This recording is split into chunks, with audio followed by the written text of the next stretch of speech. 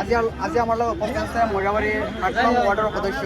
তেখেতে জয়ী হৈছে। তেখেতে আপোনালোকে দেখিবলৈ পাইছে যি আনন্দ উৎসাহ দেখিবলৈ পাইছে কেণ্ডিডেটগৰাকীৰ। তেখেতৰ পৰা জানিবলৈ চেষ্টা কৰিম যিহেতু আপুনি জয়ী হৈছে। আপোনাৰ নামটো কি? মোৰ নামটো হ'ল ইলিয়াছ আহমেদ। কিমান ৱাৰ্ডৰ পৰা খেলিছে? মই মৰিগাঁওবাৰী 7 নম্বৰ ৱাৰ্ডৰ পৰা ইলেকশ্যন খেলিছোঁ। তেতিয়া মই 242টা ভোটত পাইছোঁ। 100টা ভোটৰ ব্যৱধানত জিকিছোঁ। যিহেতু আপুনি জয়ী হৈছে, যিহেতু আপোনাৰ যিহেতু শুভাকাংক্ষী বা আছে ভোটাৰ আছে, নাই মই মোৰ ভোটাৰসকলক মই যিসকলে মোৰ লগত লাগি পাতি ইলেকশ্যন খেলিছে তেওঁলোকক মই অসংখ্য ধন্যবাদ জ্ঞাপন কৰিছোঁ।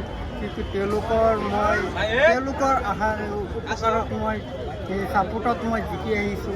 তেওঁলোকক মই ধন্যবাদ আন্তৰিক ধন্যবাদ জ্ঞাপন কৰিছোঁ। আপোনাৰ এগেইনষ্টত কিমানগৰাকী প্ৰাৰ্থী আছিল? মোৰ এগেইনষ্টত মোক 6জনগৰাকী মোক লৈ পেলাই 7গৰাকী কেণ্ডিডেট।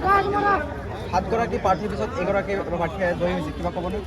আজি আমি কেনেকৈ উঠলাই থৈছোঁ যে মোৰ ভাই আজি কিমান ভোটেৰে হৈছে মানে আমি ক'বই নোৱাৰোঁ।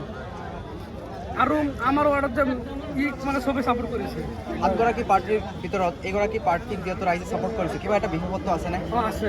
কোনটো বিশেষ? তাৰ মানে চবতকৈ ডিগ্ৰী তাৰ বেছি ভাল আৰু তাৰ ব্যৱহাৰো ভাল আৰু ৰাইজৰ হকে আৰু কাম কৰি আছে আৰু কৰিব।